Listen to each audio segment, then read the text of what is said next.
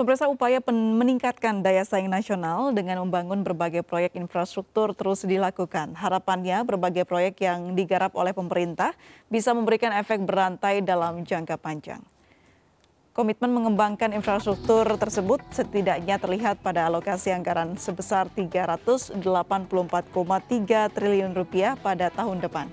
Dana tersebut dialokasikan antara lain untuk pembangunan jalan baru, pembangunan jalan Trans Sumatera, pembangunan 6 bandara baru, pembangunan jembatan baru, dan pembangunan jalur kereta api. Ditilik dari rencana besar pembangunan infrastruktur di dalam negeri, pemerintah berambisi menciptakan konektivitas antar daerah dengan tujuan utama pemerataan pembangunan. Di mana saat ini masih terdapat ketimpangan pembangunan terutama di Pulau Jawa dengan di luar Pulau Jawa.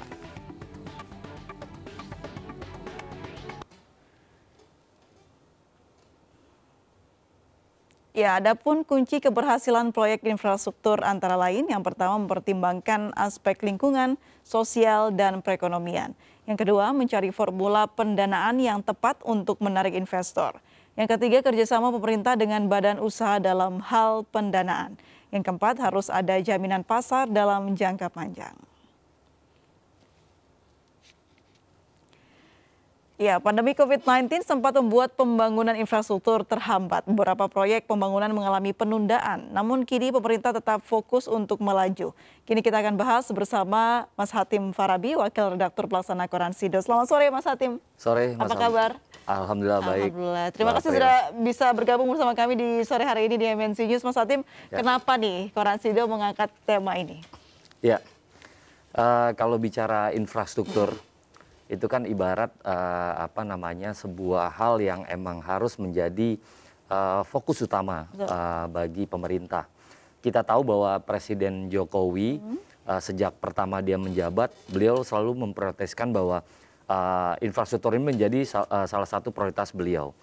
Dan walaupun pandemi mendera negara kita, beliau masih tetap fokus itu. Karena apapun juga kalau kita lihat bahwa pasca reformasi,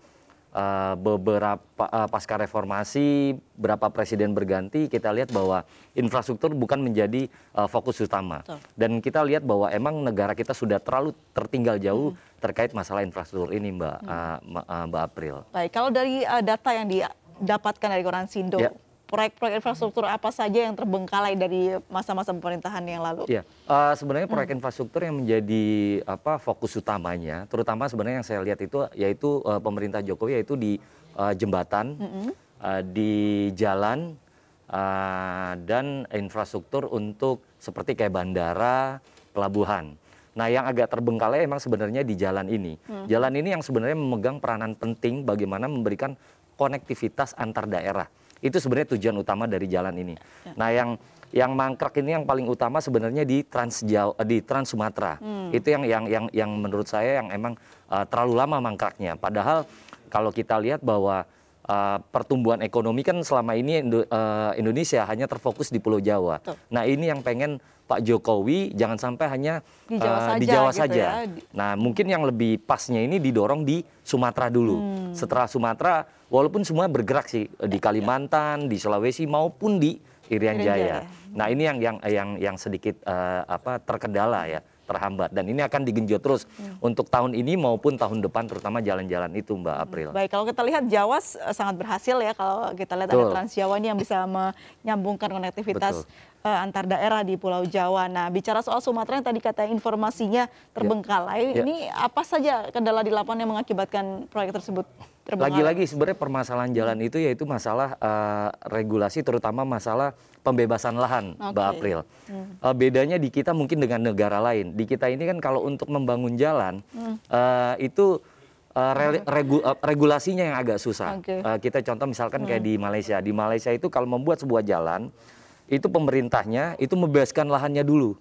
Lahannya dibebaskan, baru swasta masuk di situ. Kalau di kita kan tidak. Jadi di Indonesia itu yaitu dibikin tender, pemenangnya siapa, baru mereka melakukan. Dan kita lihat kan kalau tiap pembangunan jalan tol pasti yang jadi permasalahannya yaitu di masalah pembebasan lahan. Berarti pembebasan lahan di Indonesia ini dialihkan langsung ke swasta begitu? Betul. kita lihat kan kalau biasanya jalan tol di Indonesia yang mangkrak itu biasanya karena faktor apa? Yaitu apa, dari sisi lahan, itu pembebasan lahan. Yang notabene tiap bulan itu kadang nilainya terus naik. Itu yang menjadi beban dari si operator jalan tol itu. Nah, ini memang perlu solusi yang sangat berani bagi pemerintah ya dalam hal ini untuk menyelesaikan masalah pembebasan lahan ini. Kuncinya di situ. Kalau lahannya sudah aman, ya tinggal pembangunannya gampang sih, Mbak. Bisa cepat begitu bisa ya, cepat. Mas Hatim ya. Bicara soal pembebasan lahan ini juga menarik karena kalau pembebasan lahan tidak hanya untuk bisa mengambil alih lahan tersebut, tapi juga bagaimana koneksinya terhadap masyarakat sekitar, ya, Mas Hatim ya. Dan pasti itu ada juga banyak kendalanya. Ada yang data yang dirangkum dari Koransindo? Ya. Kalau dari kami juga selain masalah jalan tol juga, sebenarnya kita juga harus melihat skala prioritas, Mbak April. Skala prioritas pemerintah dalam membangun infrastruktur itu. Contoh seperti di Jawa. Kalau kita di Jawa ada kisah suksesnya, yaitu jalan tol antara Jakarta sampai Surabaya. Tapi tidak diimbangi juga. Kita hanya mengandalkan jalan tol. Kita hanya memprioritaskan dari sisi jalan raya. Tapi kita kurang memanfaatkan berupa misalkan jalan kereta. Kita tahu bahwa jalan kereta double decker itu Jakarta Surabaya baru di jalur utara. Itu pun saat pemerintahan SBY berakhir. Nah, sementara jalur antara Jakarta Surabaya yang lewat jalur selatan itu sampai sekarang juga belum. Malah pemerintah lebih memfokuskan antara Jakarta Bandung membangun kereta cepat. Padahal menurut saya prioritas yang Jakarta Surabaya itu yang lebih penting, terutama dari sisi untuk industri, dari sisi ekonomi. Saya ingat sekali saat dibukanya jalur Bogor Sukabumi itu memberikan memberikan multiplier efek yang sangat luar biasa, Mbak April, sorry. Yaitu itu dimanfaatkan oleh perusahaan air mineral Aqua. Dia tiap malam dia menggunakan sekarang fasilitas kereta itu karena udah double decker itu. Nah, harusnya kalau rel double itu antara Jakarta Surabaya itu bisa dimanfaatkan, tidak hanya industri itu memanfaatkan jalan darat, tapi juga bisa memanfaatkan jalur kereta. Itu sangat efisien sekali kalau menurut saya. Jadi banyak manfaatnya yang bisa diperoleh kalau pembangunan infrastruktur itu tepat sasaran, ya, Mas Hatim ya. Bicara soal pembangunan infrastruktur yang kita ketahui ini, Mas Hatim, di masa pemerintahan Jokowi kencang sekali progresnya untuk pembangunan infrastruktur, baik tadi yang dikatakan ada jalan dan juga pelabuhan, bandara. Nah, sejauh yang Koransindo lihat ini, seberapa efektif pembangunan infrastruktur itu bermanfaat bagi masyarakat? Ya, menurut saya yang namanya infrastruktur itu ya emang awalnya sakit. Tapi akhirnya akan menyenangkan. Sakitnya ini kenapa? Sakitnya karena mengeluarkan biaya yang sangat besar. Dan pasti kan pemerintah sangat jor-joran. Dan ini kan proyek ini kan semuanya kan investasi jangka panjang, Mbak April. Investasi jangka panjang yang artinya tidak terlihat dalam 1-2 tahun sekarang. Tapi bisa baru terlihat itu kita rasakan nanti 5-10 tahun 5-10 yang akan datang. Karena kan bicara negara, suatu negara itu bila pengen maju, pertama harus dibenahi infrastruktur. Infrastruktur ya terutama jalan, itulah yang menjadi konektivitas. Karena kalau udah jalannya lancar, jalannya aman, artinya akan ada yang namanya perputaran ekonomi antar suatu daerah. Nah, yang kita lihat emang bahwa ini masih Jawa sentris kan. Nah, ini yang pengen digeser yaitu ke Sumatera, setelah Sumatera kemungkinan nanti ke Kalimantan dan juga daerah-daerah lainnya. Kalimantan, dan perlu diingat juga, Mbak April, bahwa kita juga harus membuat suatu daerah-daerah baru. Ya, seperti yang rencana Pak Presiden bahwa ingin membangun ibu kota baru di Kalimantan, menurut saya itu sangat bagus. Artinya akan ada pergeseran ekonomi baru di sana. Jadi tidak hanya nanti terpusat di Jawa, Sumatera maupun Sulawesi, tapi Kalimantan juga akan menjadi sebuah pertumbuhan ekonomi baru. Meskipun itu biaya juga sangat besar. Sangat besar. Iya. Nah, kalau bicara soal biaya ini mulanya pasti banyak pro dan kontra, dan itu sudah dirasakan. Nah, sejauh ini pro dan kontra apa saja yang terdata gitu dari Koransindo yang terkait infrastruktur ini? Iya, kalau bicara anggaran kan pasti lagi-lagi kan bicara skala prioritasnya. Apakah kita emang perlu harus memprioritaskan ini atau tidak? Nah, terkait COVID ini, apapun kalau menurut saya itu tadi cerita bicara pahitnya, apapun harus dilakukan, Mbak April. Cuman tinggal bagaimana menurut saya membuat skala prioritas tadi. Karena kalau kita lihat juga ada beberapa infrastruktur yang dibangun itu juga kalau menurut kami tidak tepat sasaran, seperti di Bandara Kertajati misalkan. Bandara Kertajati sampai sekarang kan juga kan mangkrak. Termasuk mungkin juga bandara seperti di Solo. Bandara di Solo itu kalau saya lihat jadi tidak ada sinergi antara pembangunan bandara, pembangunan jalan tol dan pembangunan kereta.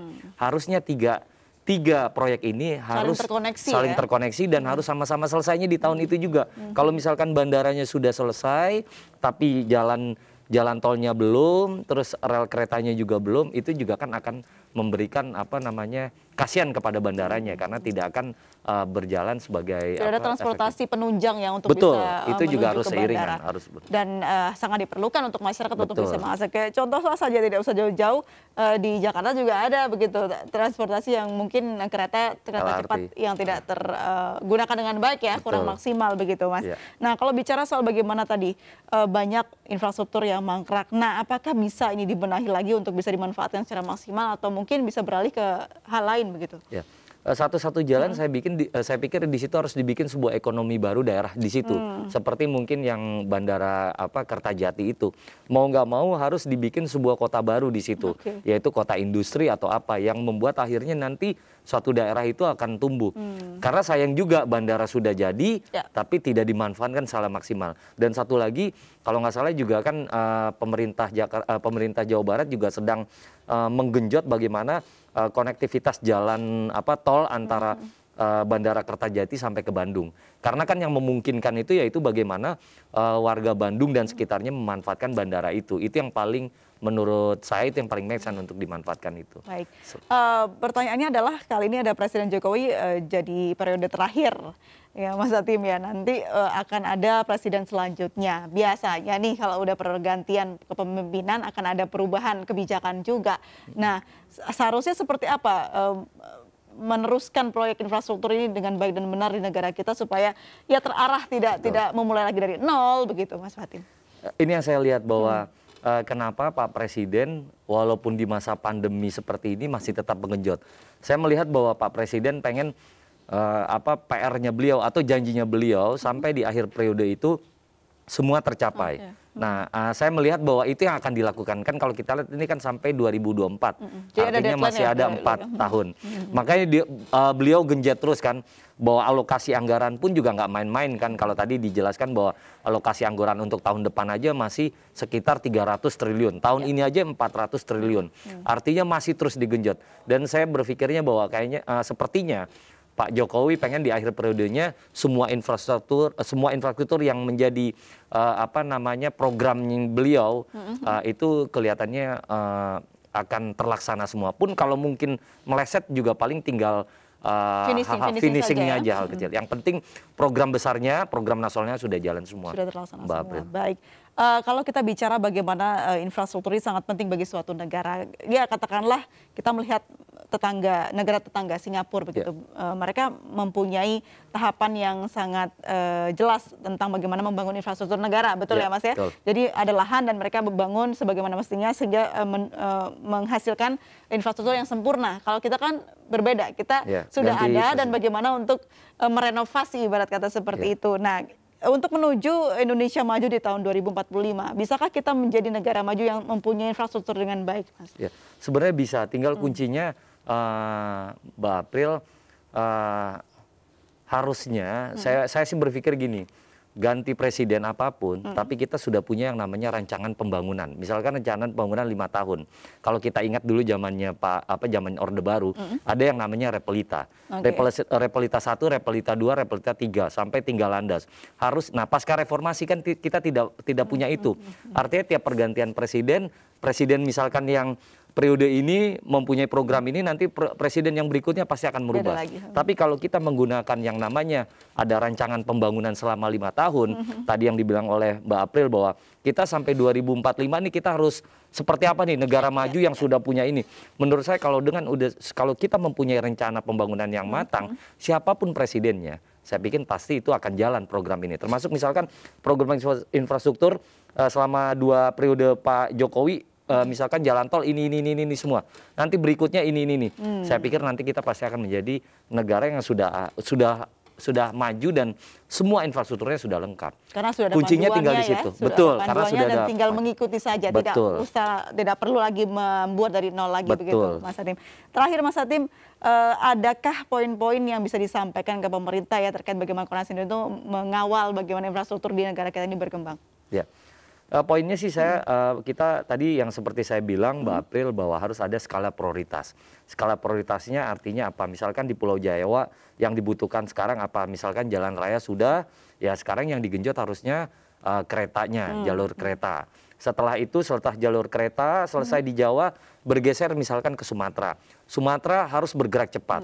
Nanti ada konektivitas Jawa dengan Sumatera. Setelah saya melihatnya harusnya bertahap seperti itu, Mbak April, tidak yang langsung secara masif. Karena dengan tahapan-tahapan itu nanti kelihatan tuh pergerakan dari ekonomi itu.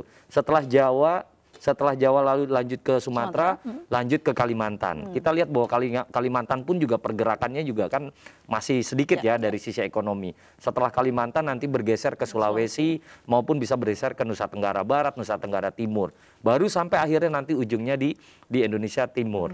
Nah, kalau menurut saya, kalau misalkan secara tahapan itu berjalan punya rule tadi ya, rencana tadi secara tahapan-tahapan itu, saya yakin proses itu akan berjalan karena dengan mungkin baik. Pemimpin kita khawatir dengan beda kepemimpinan akan berbeda lagi kebijakan ya. Jadi akhirnya berpacu semuanya. dengan waktu ya, betul ya Mas Hatim.